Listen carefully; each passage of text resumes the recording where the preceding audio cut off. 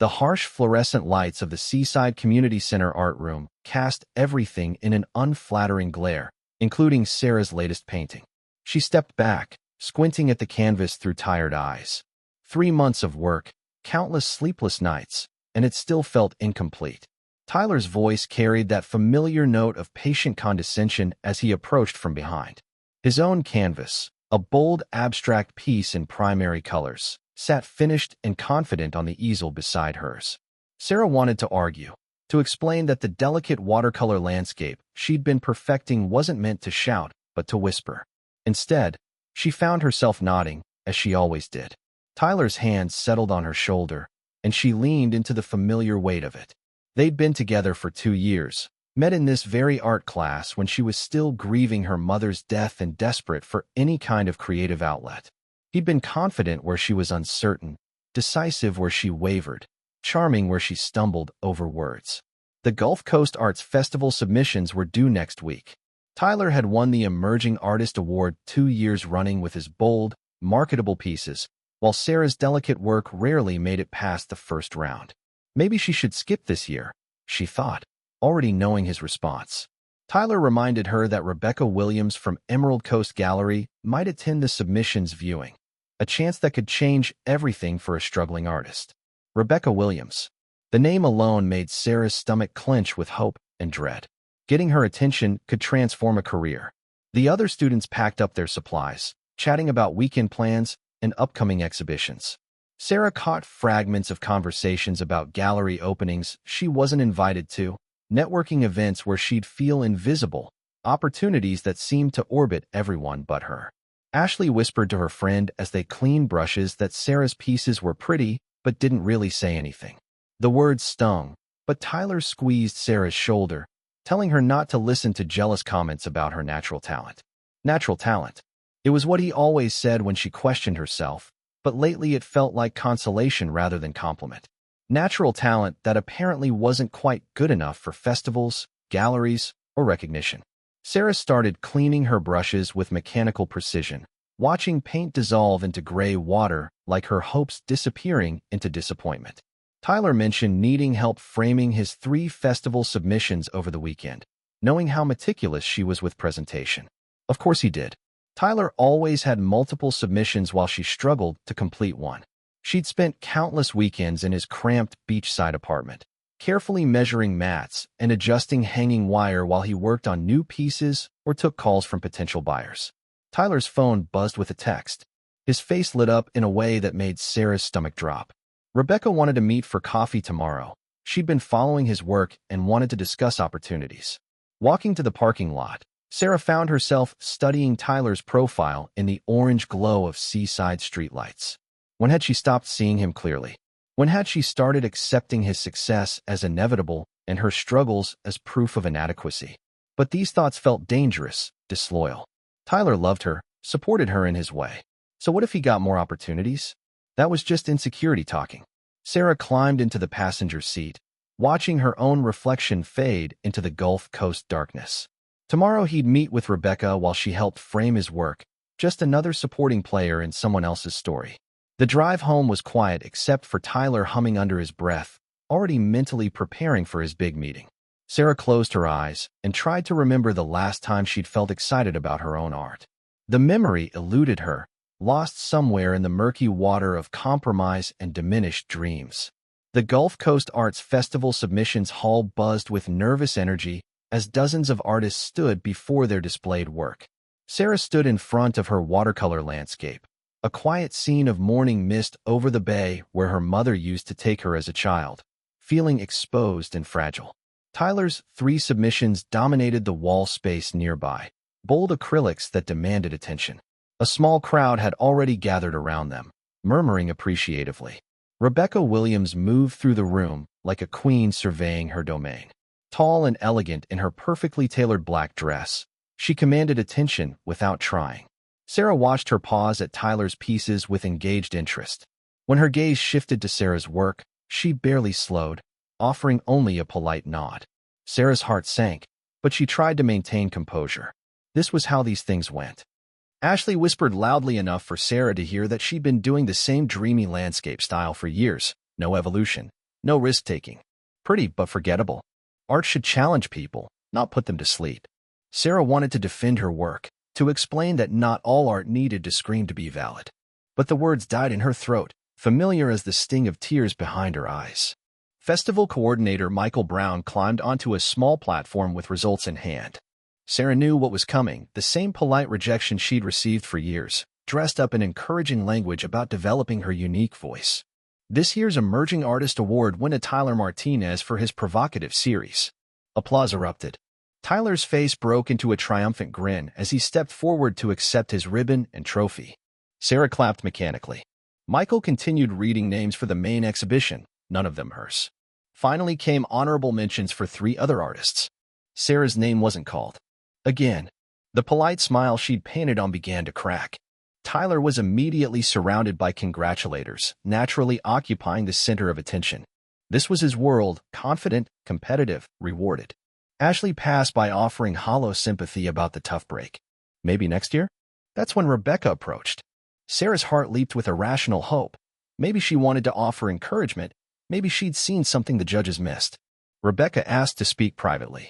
In a quieter corner, she delivered what felt like a carefully considered verdict on Sarah's artistic trajectory.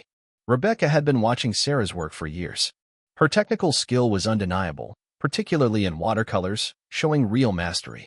But her pieces lacked commercial viability. They were beautiful but didn't speak to contemporary audiences the way galleries needed them to. The art world had evolved. Collectors wanted pieces that made statements, that provoked conversation. Sarah's work was lovely but safe, predictable. It didn't challenge anyone. If Sarah wanted to be taken seriously in this market, she needed to evolve, take risks, find her edge. Look at Tyler's work. It may not be the most technically sophisticated, but it had presence. It demanded attention. That's what sold. Rebecca didn't mean to be harsh. Sarah clearly loved what she did, but love alone wasn't enough in this business. She needed to ask herself if she was creating art to please herself or to build a career.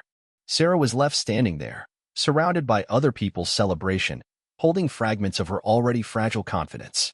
Across the room, Tyler caught her eye and waved expectantly. She walked back toward him on unsteady legs, practicing the smile and enthusiasm she'd need to summon. Practicing the art of disappearing into someone else's moment while her own dreams crumbled quietly. Tyler asked immediately what Rebecca had said. Sarah lied smoothly, saying Rebecca thought he was very talented with real commercial instinct. Tyler's smile widened. Rebecca saw the potential. This could be the beginning of everything. He might actually get representation. As they left the submissions hall, Sarah caught her reflection in the glass doors, a woman who looked smaller somehow, diminished by honest feedback and the bright glare of other people's success.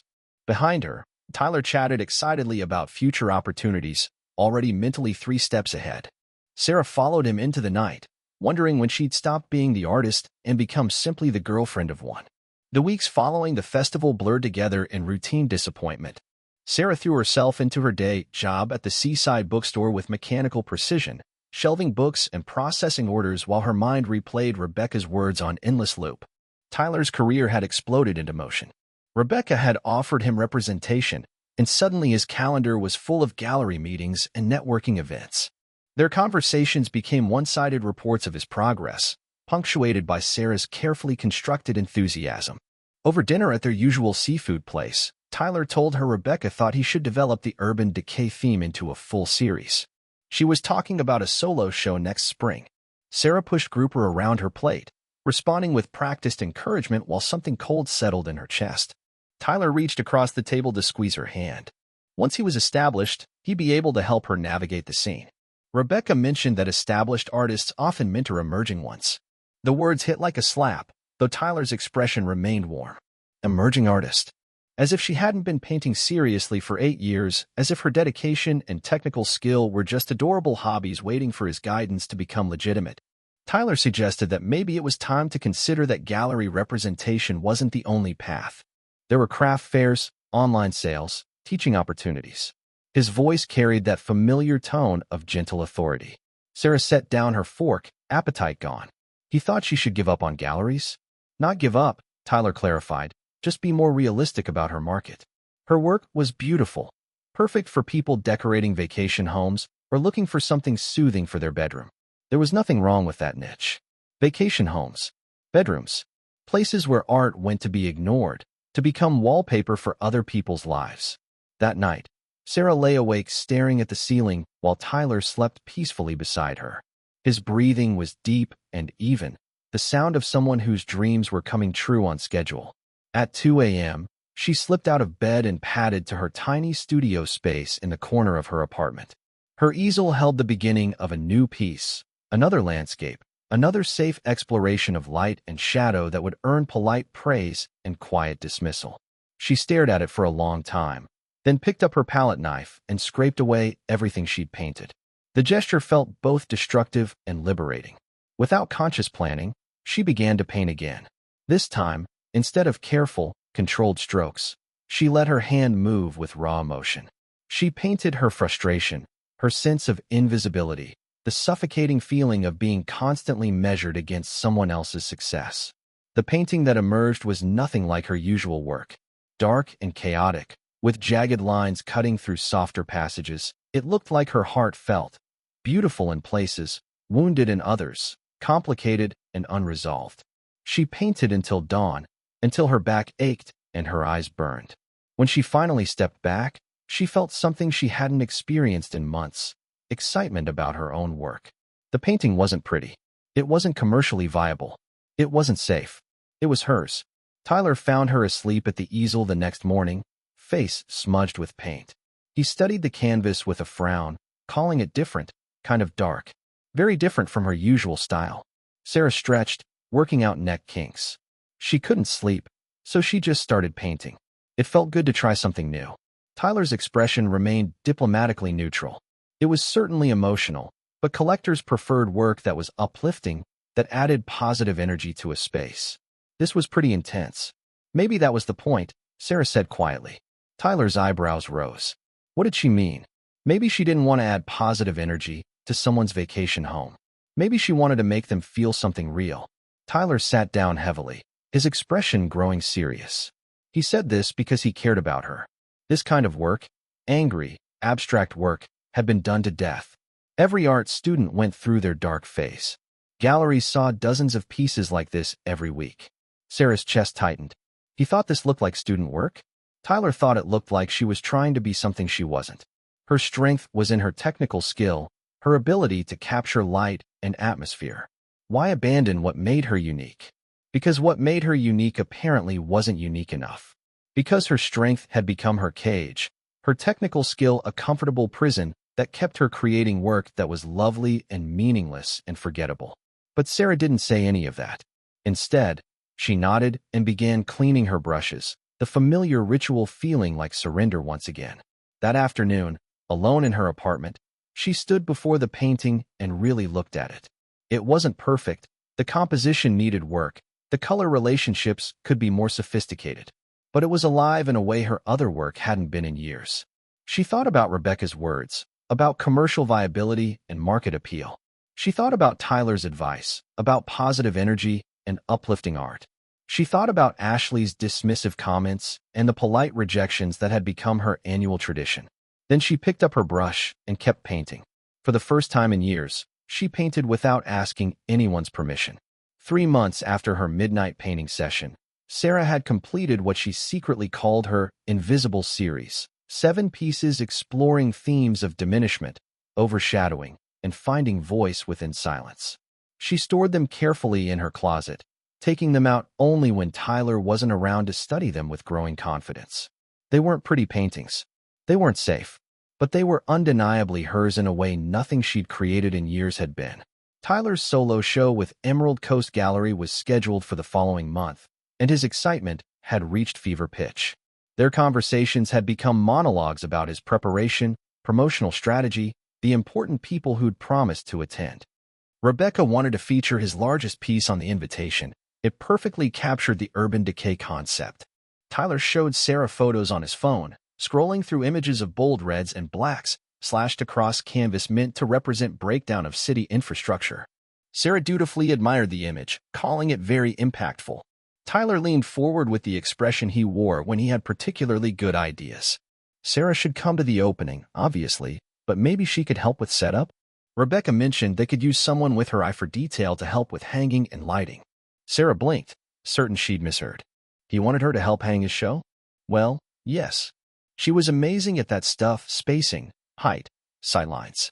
And it would be good for her to see how a professional exhibition came together. Educational. Educational. As if watching her boyfriend's success from behind the scenes would somehow illuminate her own path forward. Sarah said she'd prefer to experience the show as a guest, to see it fresh with everyone else. Tyler's face fell slightly. He just thought, since she always helped with his framing and presentation, this felt like the natural next step. Sarah pointed out that helping him frame pieces in his apartment was different from being unpaid labor for his gallery debut. The words came out sharper than she'd intended, surprising them both. Tyler blinked, clearly taken aback by her directness. It wasn't unpaid labor, Tyler said. It was supporting each other, like she'd always done. His voice carried confusion, as if she'd suddenly started speaking a foreign language. Right, Sarah said. Like she'd always done. What exactly had he done to support her art lately? Tyler's mouth opened, then closed. When he spoke again, his tone had shifted to something more defensive. He gave her feedback. He helped her understand the market. He was honest about what worked and what didn't. Sarah stirred her coffee unnecessarily, watching cream swirl into patterns that dissolved as quickly as they formed. He told her why her work wasn't good enough for the market he understood, and she didn't. Tyler reached across the table, but Sarah pulled her hands back. Where was this coming from? She'd never had a problem with his advice before. Maybe that was the problem.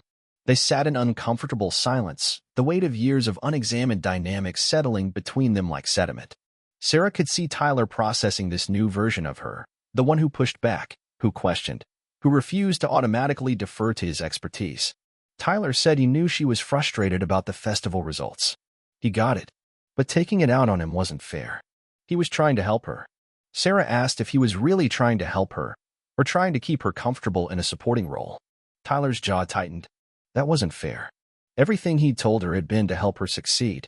If she couldn't handle honest feedback would include occasionally acknowledging that she might know something about her own art. Sarah interrupted.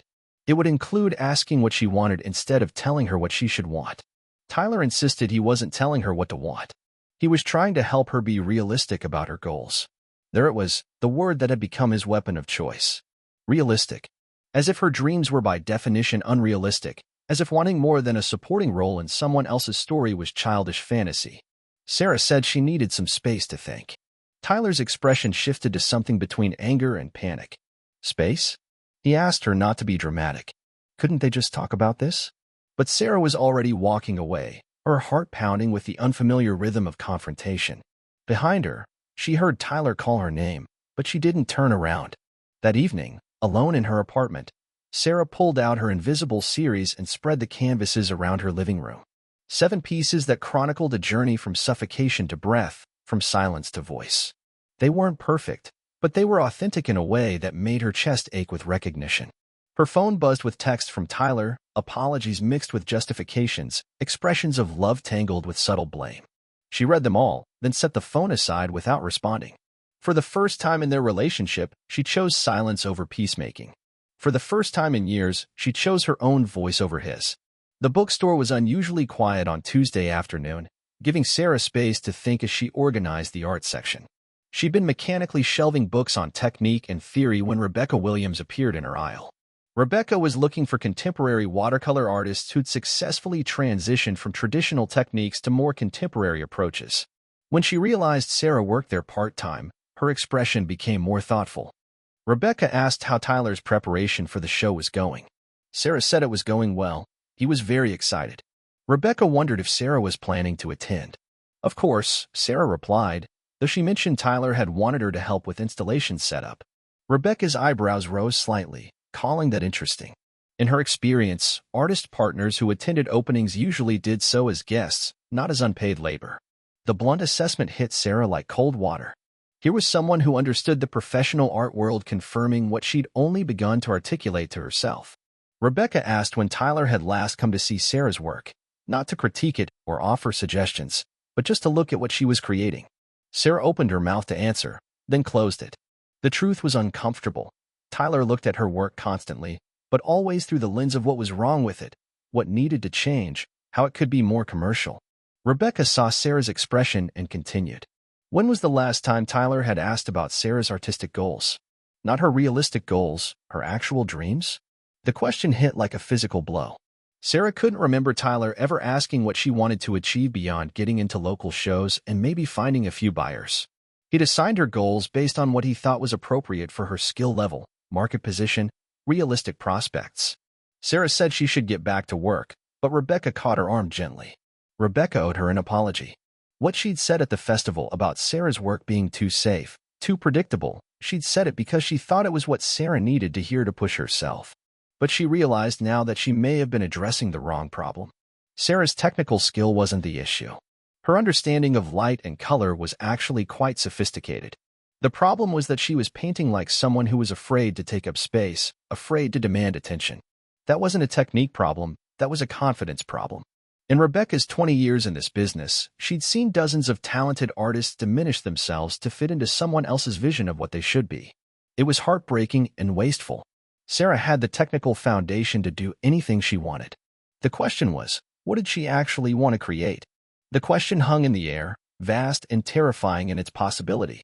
Sarah admitted she didn't know if she remembered anymore. Rebecca studied her for a long moment. Then maybe it was time to find out. Without anyone else's input, she reached into her purse and pulled out a business card. She was curating a group show for next spring Emerging Voices, artists who were ready to take risks with their work. It wasn't prestigious, not commercial, just honest art by people who had something to say. Sarah took the card with trembling fingers.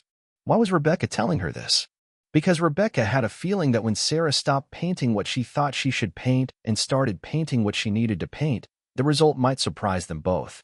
After Rebecca left, Sarah stood in the art section holding her card, surrounded by books about technique and theory and market success.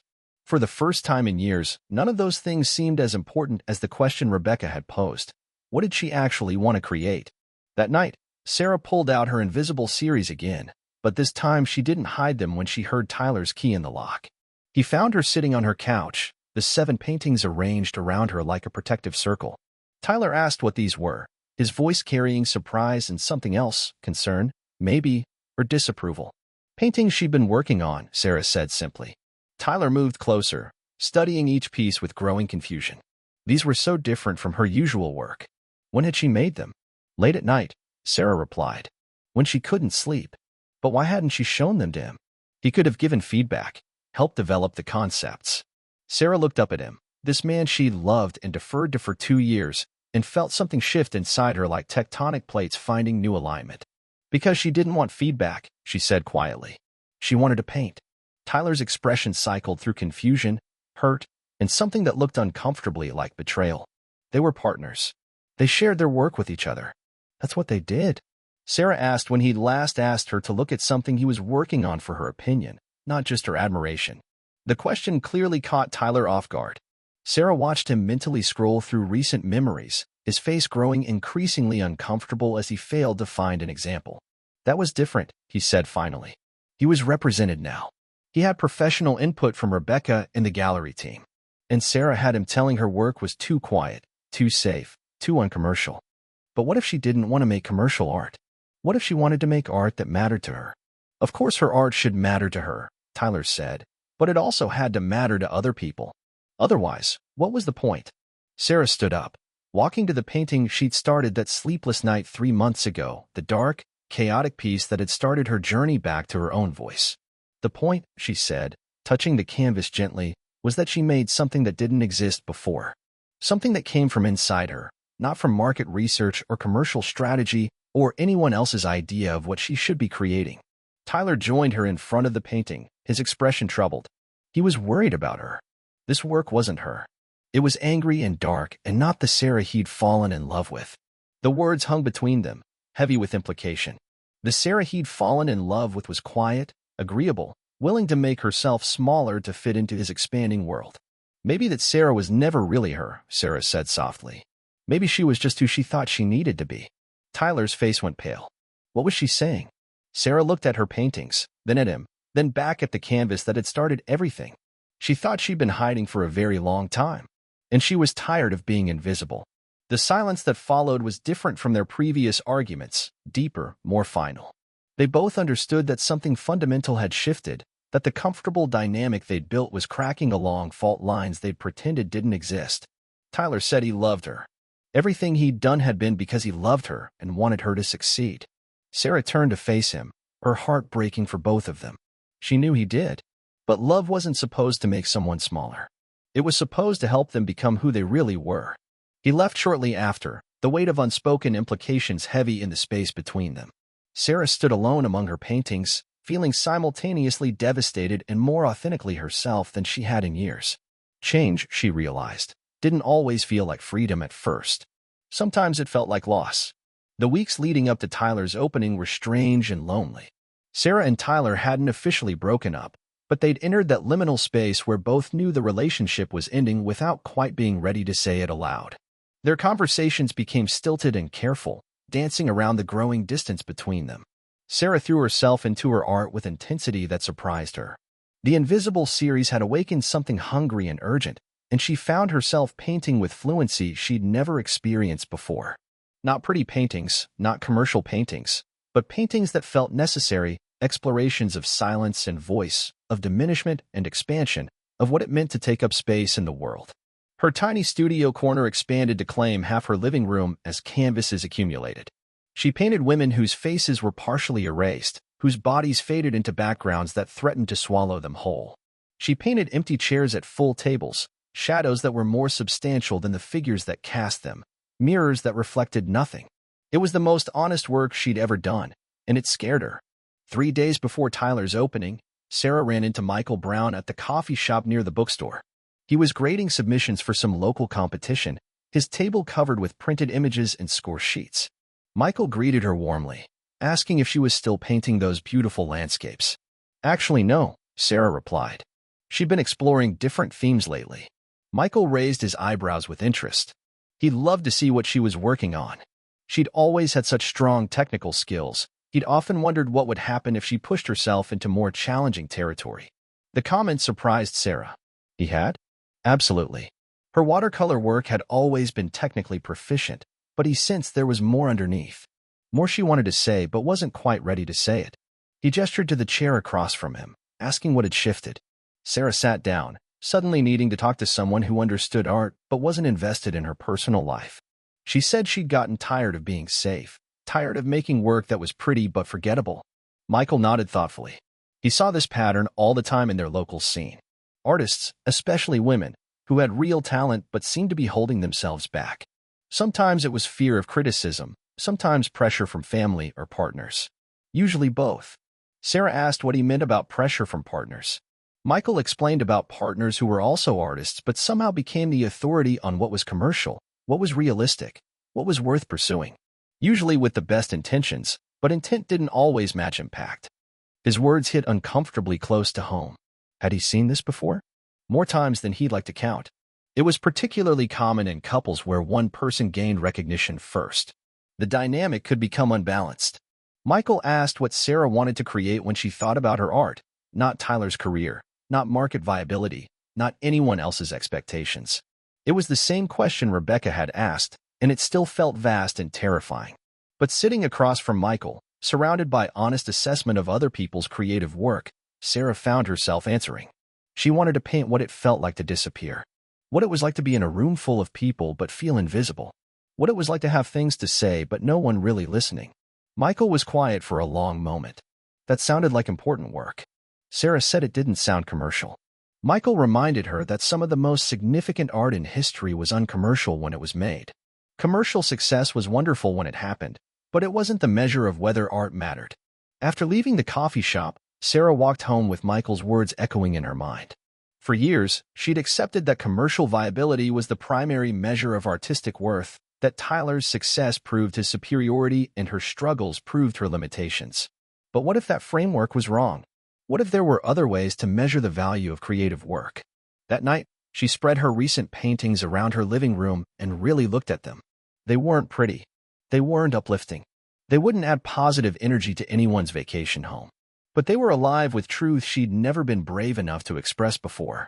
Tyler's opening was the next evening. Sarah had promised to attend, but as she stood in her closet choosing what to wear, she felt familiar weight settling over her, the expectation that she would smile and nod and play the supportive girlfriend role one more time. Instead, she found herself pulling out the black dress she'd bought but never worn, the one that made her feel confident rather than invisible. She did her makeup carefully, not to look pretty, but to look present, substantial, like someone who had opinions worth hearing. The opening was everything Tyler had dreamed of: crowded, buzzing with important conversations, his work commanding attention from across the room. Sarah watched him in his element, confident and charming, easily the center of attention. This was the world he'd been building toward, and he belonged in it completely.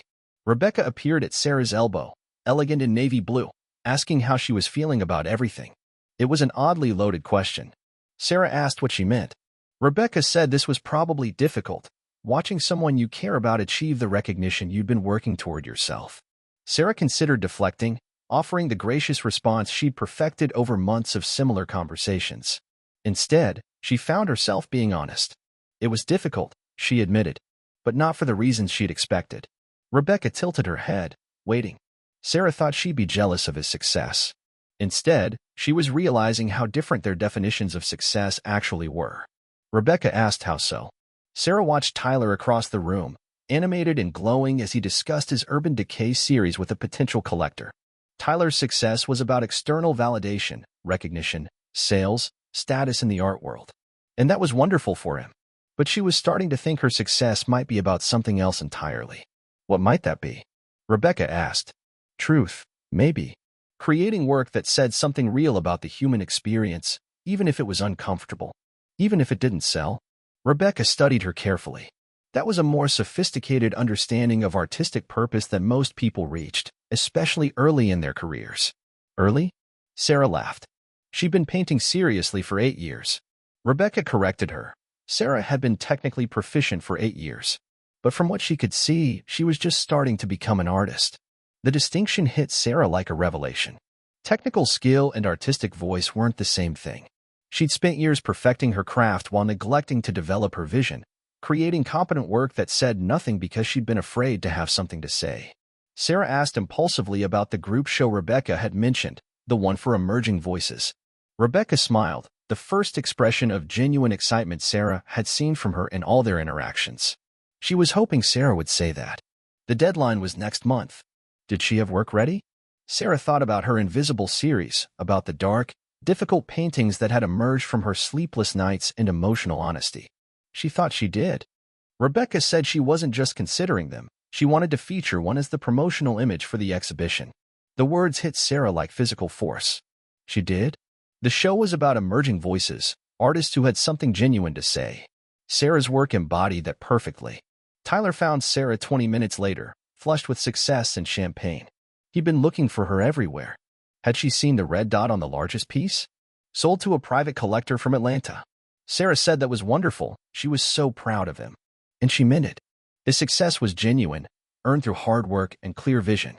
The fact that his path wasn't her path didn't diminish his achievements. Tyler continued excitedly. Rebecca had introduced him to a collector who was very interested in supporting emerging artists. He'd mentioned Sarah's work, and the collector would love to see some of her landscapes. The pretty ones from last year. He was looking for peaceful pieces for his new house in the mountains. There it was again, the assumption that her role was to create pleasant decoration, to fill a commercial niche rather than express a personal vision. The old Sarah would have felt grateful for the opportunity, would have rushed home to select her most commercially viable pieces. But she wasn't the old Sarah anymore. Sarah said that was very kind, but she wasn't painting landscapes right now. Tyler's eyebrows rose. What did she mean? She meant she was exploring different themes. More personal work. Tyler reminded her this was a real opportunity. This collector had serious money, and he specifically wanted peaceful, uplifting art. It could be exactly the break she needed. The familiar pressure settled around her, the expectation that she should be grateful for whatever opportunities arose, regardless of whether they aligned with her artistic goals. But for the first time, she felt the weight of that pressure clearly enough to reject it. Sarah said she appreciated him thinking of her, but she wasn't interested in making peaceful, uplifting art right now. She was interested in making honest art. Tyler's face cycled through confusion, disappointment, and what looked like embarrassment. She was being impractical.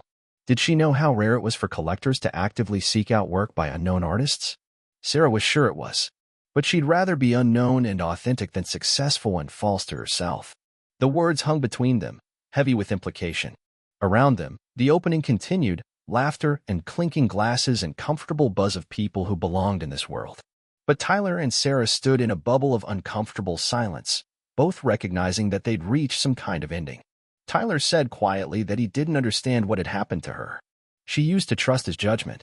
She used to want the same things he wanted. Maybe that was the problem, Sarah replied gently. Maybe she was so busy wanting what he wanted that she forgot to figure out what she actually wanted. Tyler stared at her for a long moment, his expression cycling through hurt, anger, and something that might have been recognition. So what happened now? Sarah looked around the gallery, at his successful opening, at the world he'd built for himself, at the life she'd been trying to fit into for 2 years. Then she looked back at him, this man she'd loved who had never quite learned to see her clearly. Now he celebrated his success, she said softly. And she went home and painted what she needed to paint. She left him standing there, surrounded by his triumph and bewilderment. Outside, the cool night air felt like a blessing on her skin. She walked home slowly, feeling lighter with each step, as if she'd been carrying invisible weight for years and had finally set it down. Back in her apartment, she stood among her honest paintings, her invisible series and the newer work that had grown from it. They weren't pretty. They weren't commercial. They weren't safe. But they were hers. For the first time in years, that felt like enough. The month following Tyler's opening passed in a blur of creative intensity unlike anything Sarah had ever experienced. With the weight of his expectations and her own people-pleasing impulses finally lifted, she painted with freedom that bordered on fever. Her apartment transformed into a proper studio, canvases lining every wall, the smell of oils and turpentine replacing the careful order she'd maintained for years. Tyler and Sarah had one final conversation, a quiet dissolution over coffee where they both acknowledged what had become undeniable. They'd grown into incompatible versions of themselves, and clinging to what they'd been would have diminished them both. He was gracious, perhaps recognizing that the woman he tried to guide and contain had never really existed. He said he hoped she found what she was looking for, and Sarah could tell he meant it, even if he didn't understand what that might be. 2 weeks before Rebecca's submission deadline, Sarah selected 5 pieces from her recent work, paintings that explored themes of erasure and emergence, of finding voice within silence, of women becoming visible to themselves.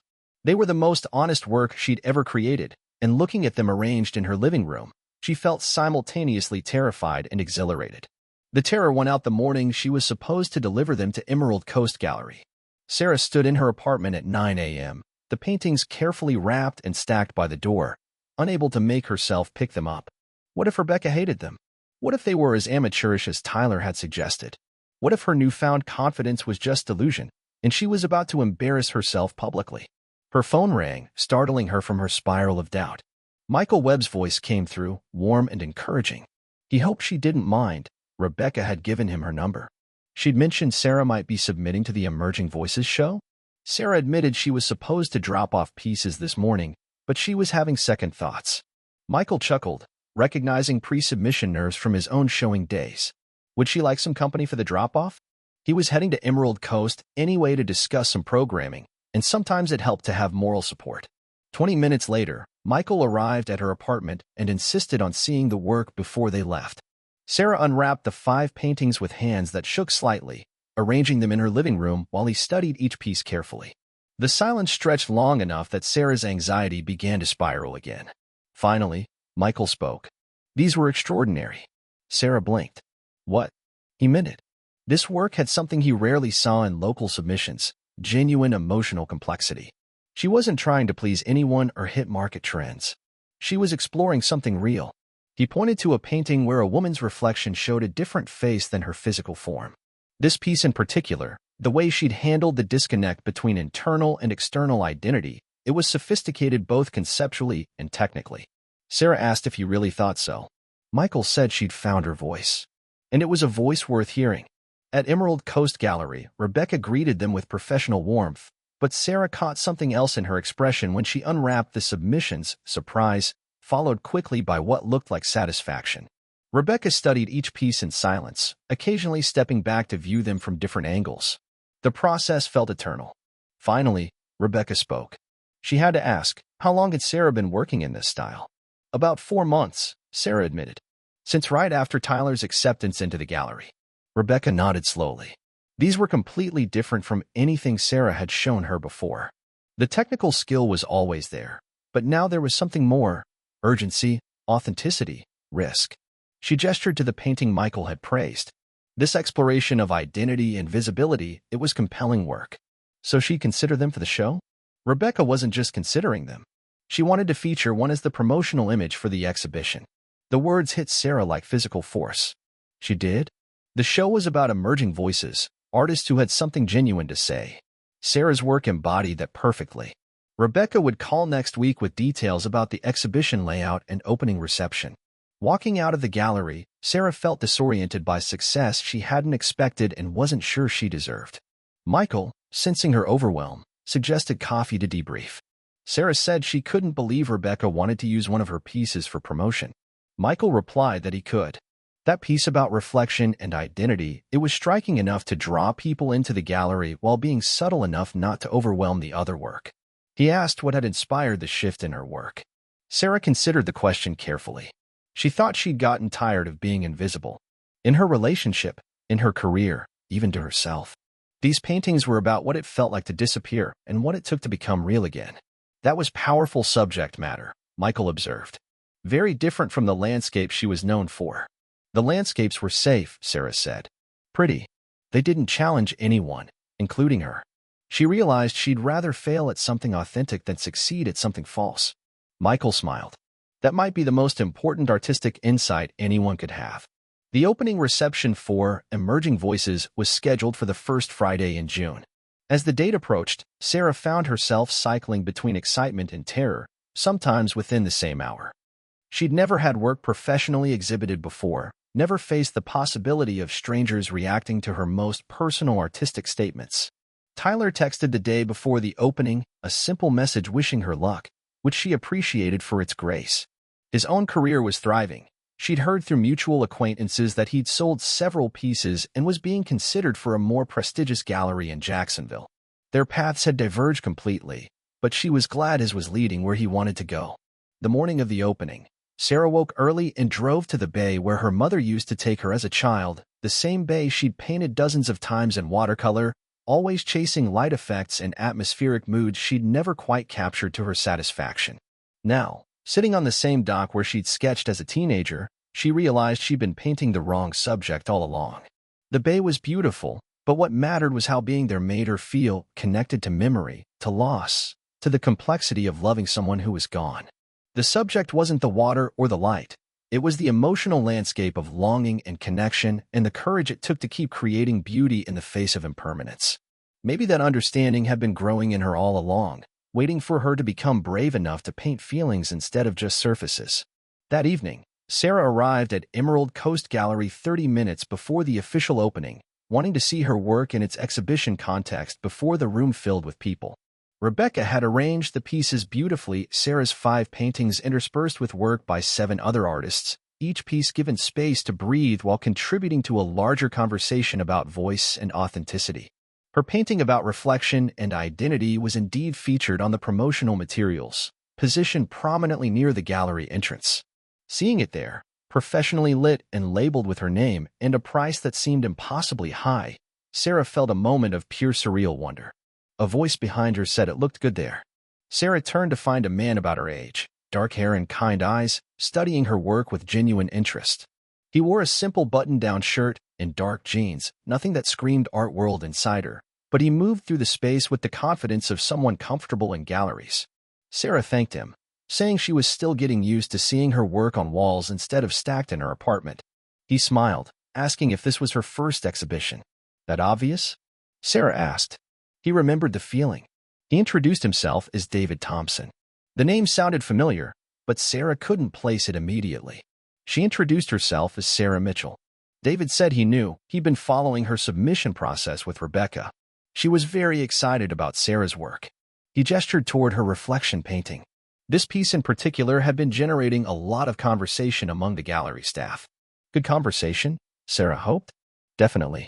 There was something about the way she'd handled the disconnect between internal and external self. It felt very relevant to contemporary experience without being heavy-handed about it.